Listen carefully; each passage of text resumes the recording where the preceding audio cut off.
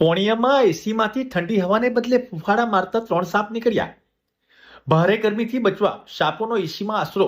જીવદયા ગ્રુપના સભ્યોએ 1 કલાકની જહેમત બાદ સાપોને સુરક્ષિત બહાર કાઢ્યા. દક્ષિણ ગુજરાતમાં પડી રહેલી કાળઝાળ ગરમીથી માત્ર માણસો જ નહીં પણ વન્ય જીવો પણ ત્રાહિમામ પોકારી ઉઠ્યા છે.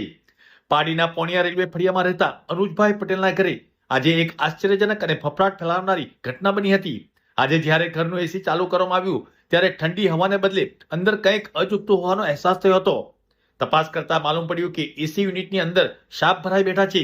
ઘટનાની જાણ થતાં જ પારડી જીવદયા ગ્રુપના પ્રમુખ અલી અંસારીના માર્ગદર્શન હેઠળ ગ્રુપના સભ્યો યાસીન મુલ્તાની અને રાશી ઠાકોર ઘટના સ્થળે દોડી ગયા હતા. સાપ એસીની અંદર એવી રીતે ફસાયા હતા કે આખું એસી ખોલવાની ફરજ પડી હતી.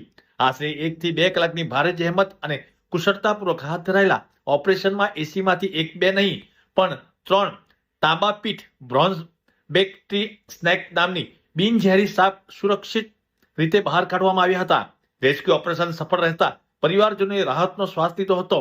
જીવદયા ગ્રુપે આ 3 સાપોને તેમના કુદરતી આવાસ એટલે કે જંગલ વિસ્તારમાં મુક્ત કર્યા હતા. ગરમીના દિવસોમાં એસી જેવા ઉપકરણોમાં વન્યજીવો ભરાઈ રહેવાની આ ઘટના પંથકમાં ચર્ચાનો વિષય બની ગયો છે.